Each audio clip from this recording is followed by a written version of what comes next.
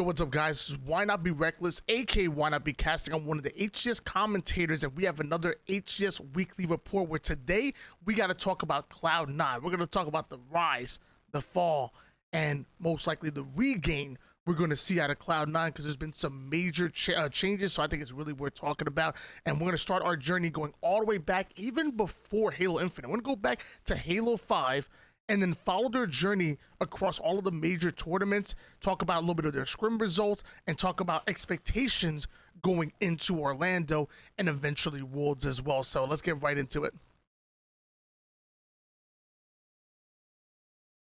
So even before going into Halo Infinite, Cloud9 invested in Halo, like right off the rip. You know, even in the Halo 5 send-off, which actually I had the luxury of being able to cast this, we saw Eco, Renegade, Stellar, Penguin, and Coach Hoaxer be able to pull off the big win, $12,000, and it was a long time before we were able to see a tournament, you know, worth that kind of money. You know, you have to go all the way back since 2016, you know, 5 years beforehand, before that, to be able to see a tournament worth that type of money. But it was Sentinels that had the send-off, and it was Cloud9 that were able to come out with the big win. Even before that, it was the NV tournament. I got to cast out with NV, where it was a 2v2, a little bit different, but Renegade and Stellar able to pull out the win on that one. And that was kind of Cloud9 really asserting themselves, asserting dominance towards the end of Halo 5, and then trying to get a bit of momentum going into Halo Infinite. And that's exactly what they did. You know, going into Halo Infinite, the first open series, we kind of talked about this before. Now during the open series, you don't see much of the top pros playing in it, but back then in the open series, when they were trying to get that valuable practice, everyone was playing. Everybody and their grandmothers were playing. Shoot, I was playing. Okay, I wasn't playing, but everybody else was playing. And we saw Cloud9 and Optic really kind of duking it out, going back and forward, especially for those first opens. It was a two-man race. Nobody else was in it except for Optic and Cloud9. And he saw Cloud9 get back-to-back second places during the weeks. After that, a little bit of a dip into top 6, both in the Series E Invitational and also in the qualifier leading into Raleigh. So, you know, you're seeing a little bit of a wave, if you will. You know, you got 2 second place finishes, then you dip into top 6. So going into Raleigh, it's really hard to gauge where they're gonna be for their first event. You know, it's Halo Infinite. Like, this is new. We don't know what the hell's going on, honest with you. But they come out in Raleigh, and they come out hot. First place, $140,000. Let me say that again. Just for first place, $140,000. That was the first Halo Infinite event, and Cloud9 came out with the big win. And the crazy part is that they didn't turn back from there. Cloud9 were absolutely insane. Renegade winning main Slayer. Eco a bit underrated. One a really good IGL. Stellar was that secondary Slayer for the roster, and then you had Penguin as well as that objective player, that dirty work player, and then Hoaxer, who not only is a coach, but also, you know, also if he wanted to compete right now, he'd be on the top 16 team. The man grinds, plays high level 8s all the time, and this roster was definitely built for success. They just had the perfect blueprint. They played fast when they needed to. They slowed the game down when they absolutely had to, and it was really fun to watch them change the pace on their opponents and really throw them off guard and always have their opponents playing on their back foot. You know, you're talking about, you know, back to back Pro Series champions, going all the way from the 6th to the 27th, first place across the board. At this point, Cloud9 are on they on the payment plan. You know, they got benefits at this point because their HCS is funneling money into them at this point. And it was really fun to watch them you know, go at it online. And then people say, okay, well, you know, we know you could do it online, but let's see if we could do it on land again. Going into Anaheim, what do? First place again, $54,000. And this is when we started to, you know, when you're back-to-back LAN champions, when you run four or 5 straight online tournaments leading into that next major LAN, and you're winning every single one. At this point, we started to talk about Cloud9 as the dynasty.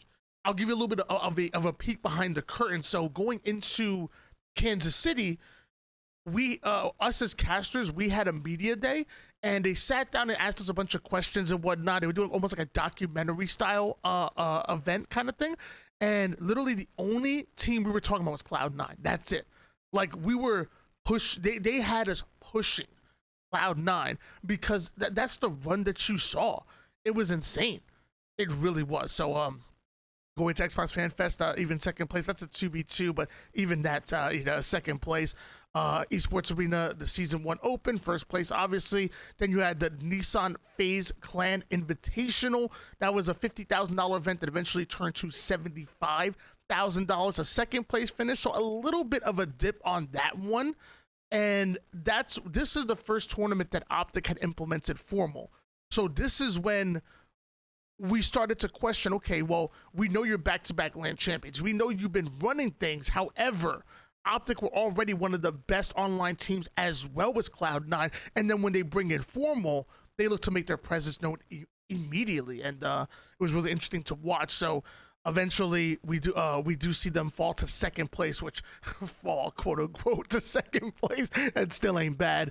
And that was Optic that came out with the win in that tournament. Going into Kansas City, I want to hone in a bit on Kansas City because obviously second place isn't the worst. Again, we're not going to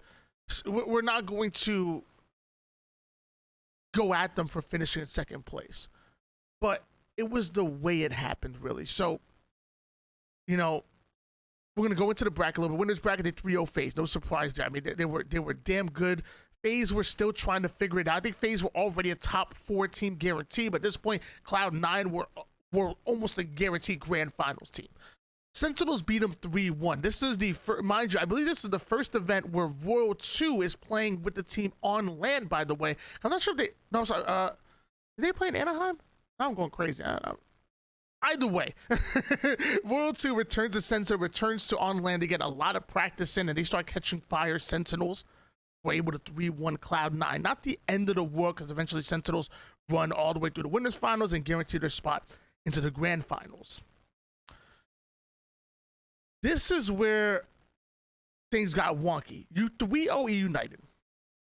You 3-0 Optic. You were looking on like C9 are looking crazy right now. Like to 3-0 United was already a big deal, but then you 3-0 Optic Gaming, which was the team of the tournament, by the way. You're talking about the very team that already beat you in that FaZe Clan Invitational, and then you run into them in the losers bracket, and you literally sweep them. Forget getting your revenge. You literally stomp all over them. A 3-0 sweep in the losers bracket finals to make it into the grand finals was insane. It was incredible. And when we saw this, we're over here like, okay, Cloud9 are back.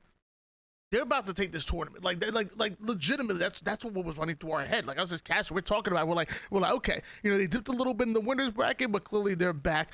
And they run into Sentinels, and they get 4-0'd.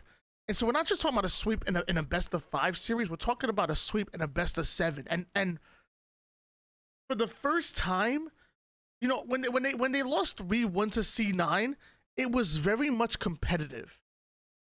When they lost to Sentinels in the grand finals, you had a feeling that something was not right. It was the first time that we seen Cloud9 just not look alive in a series. Like there was no energy. It's really weird to describe, but like the aura, if you will, not to go ace mode on you guys, but like there was something different. The vibes definitely felt off, and Cloud9 very much got dominated, and which is crazy to see because you saw back-to-back sweeps from them, and then going into a best of 7, it's like there's no way you're going to see a sweep in either way, and we saw one, and you could tell right off the bat that something just wasn't right.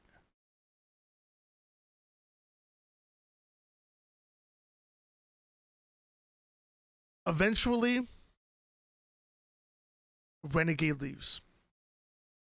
Renegade decides that there was things that were going on in that locker room that obviously we'll probably never know to this day. Like, I'm hearing a lot of stuff was focused in on Renegade and Stellar specifically, and it was tough because, you know, you're talking about the main slayer of this Cloud9 squad, you know, who fits so perfectly within this roster. You know, Cloud9 literally, let's say Renegade, do what you want. We'll play around you. We will figure it out. Our objective efficiency is there. We can play just as fast as you. We can slay alongside with you. Like this almost seemed like a perfect team. So when Renegade decided to hightail it out of here, it took us all by surprise. It took all of esports by surprise, by the way. This wasn't even just Halo. This transcended Halo. Like we're seeing Call of Duty talk about it. We're seeing like all these esports.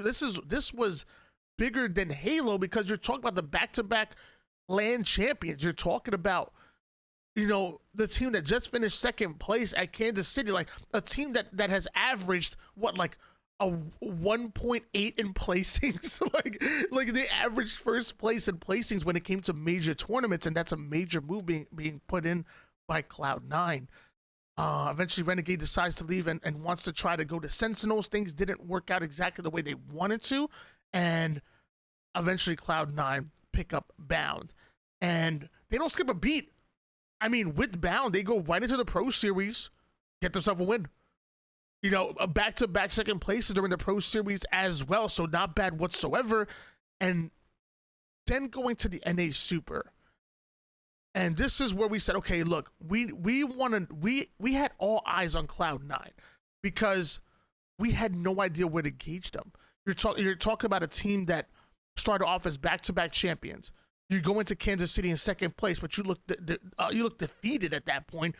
Your main slayer and Renegade ends up leaving, so you have Bound filling these shoes that are so big, and to no fault of his own, but you know he's coming in, and people are like, okay, so what are you going to do, Bound? And I'm pretty sure he's you know, he's a strong dude. He can definitely, you know, defend himself, but at the end of the day, you know, those are some big shoes to fill, and I will say, for one, I'm really happy when Bound came in because I feel like Bound definitely fit the mold of Renegade type of player. Is Bound and Renegade the exact same player? No, but are they still rocking the similar blueprint that they did before to become that champion to begin with? Yes. Like Bound definitely fits the blueprint that Cloud9 are looking to put out there.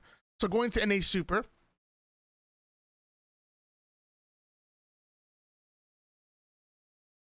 they 3-0 in pools, even with FaZe, by the way. So mind you, Renegade leaves, goes to FaZe. They end up in the same pool. You already know what the talking point of that event is. You already know. We looking right at Cloud9 versus FaZe. Don't even have to wait until bracket play. We got that in pool play, but obviously Cloud9 able to pull off the 3-0 sweep on FaZe, and that was an emotional series, I'll tell you that. Cloud9 come out, United take them to a game 5. By the way, the same team that they swept in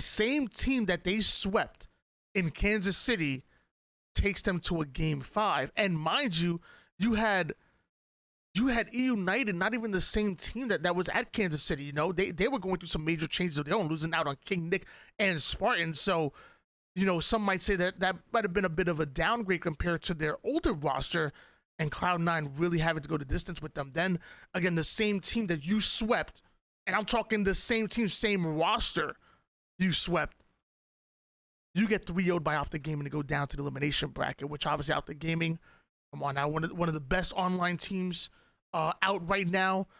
They're absolutely incredible. I would say they're the favorites going into Orlando, at least in my opinion. So can't really say I'm too surprised there. But then Cloud9 go through G2, and eventually you get taken to game 5 and you lose to G1. Now, before the rest of it, because we're not going to follow G1, but we kind of talked about them a little bit. G1 were hot, but Cloud9 should have won this series. You know, if you're talking about back-to-back LAN champions, you're talking about you averaging first place in major tournaments. I think Cloud9 dig deep and beat this normally in 4, and sadly weren't able to get that win. G1 come out on top.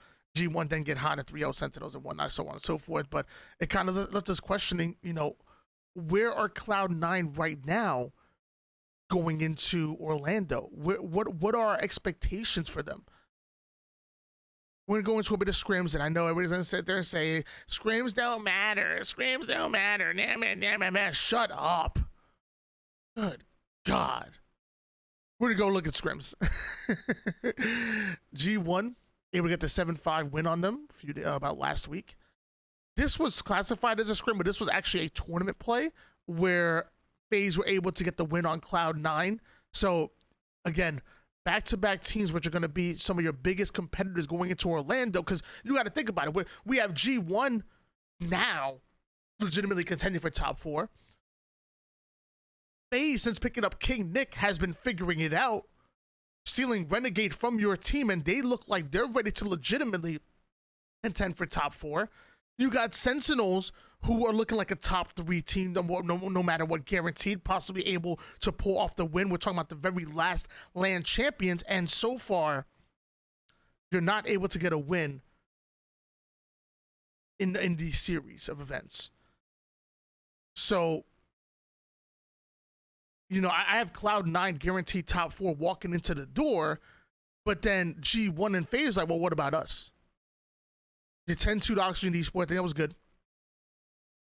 You end up losing 3-9 to Sentinels again.